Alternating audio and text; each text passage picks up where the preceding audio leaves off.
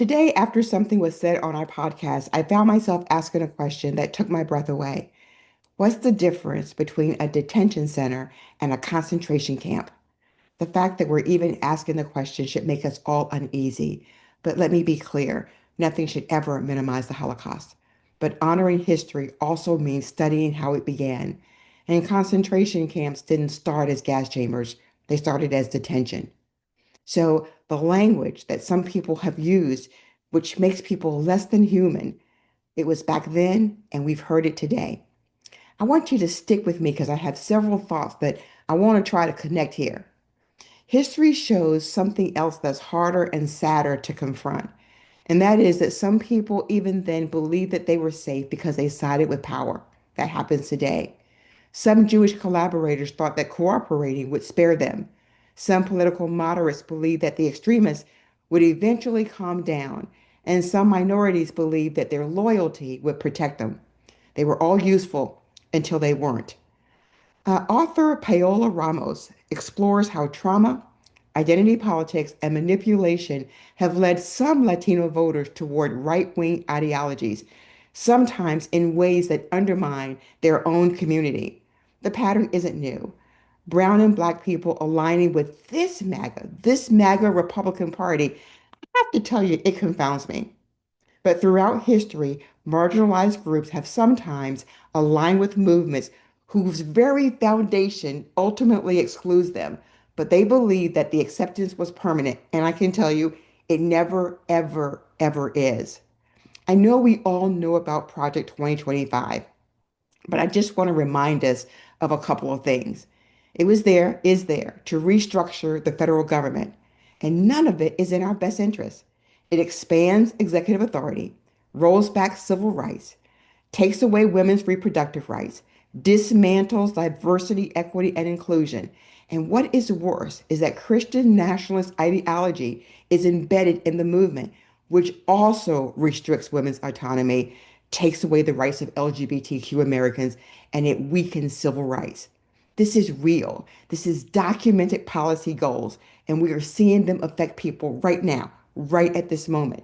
Mass deportation efforts, hundreds of thousands of job losses, many of them affecting minority women, and really tax cuts that benefit billionaires while destroying working families and especially harming children.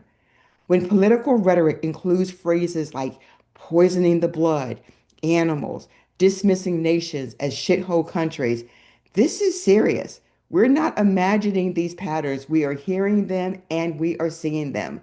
Language comes before the policy, policy comes before enforcement, and then enforcement precedes normalization. I would ask you all to take a moment and watch the viral videos of Aaliyah Rahman and Miramar Martinez. They are triggering. I couldn't even watch the whole thing. Every family member that you have should watch them because visibility is critical.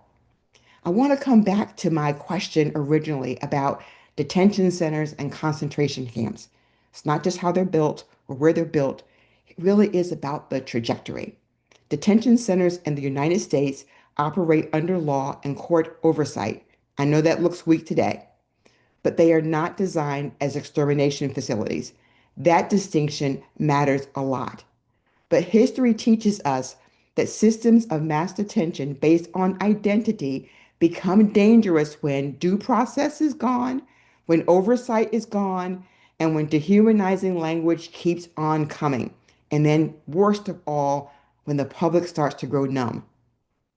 The real warning sign is not the name of the facility, though that matters to me a lot because I think we have to bring attention and visibility to it. But the real warning sign is where the people begin to accept that some of their neighbors deserve less rights than they do. And that should scare us all. But even harder is the question, why would Black Americans, Latino Americans, women, or our LGBT community align with the movement whose rhetoric and policy blueprints signal diminished protections? I mean, think about that a minute. We would align with a movement whose rhetoric and policy blueprints give us diminished protection. So there are many reasons: religion, economics, culture, media, political distrust, and trauma. But history tells us that even with all of that, the proximity to power does not override ideology. If a movement is built on a foundation that argues for hierarchy, it doesn't matter. Someone is always going to be on the bottom. The only way to escape it is through a multicultural country. I want you to be clear. Today, when I'm talking about this, it's not about shaming voters, but it is about looking at the trajectory and confronting it. If you have Republicans in your life, ask questions. Many people, as hard as this is to believe, genuinely don't connect mass deportation to the neighbors that they know. They haven't questioned some of the rhetoric that they've made normal.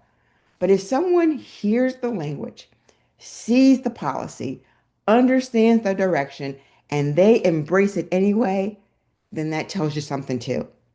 History rarely repeats itself exactly, but I got to tell you, it rhymes, and there are some mean poems going on right now. The greater trajectories did not happen because everyone agreed. They happened because people stayed quiet.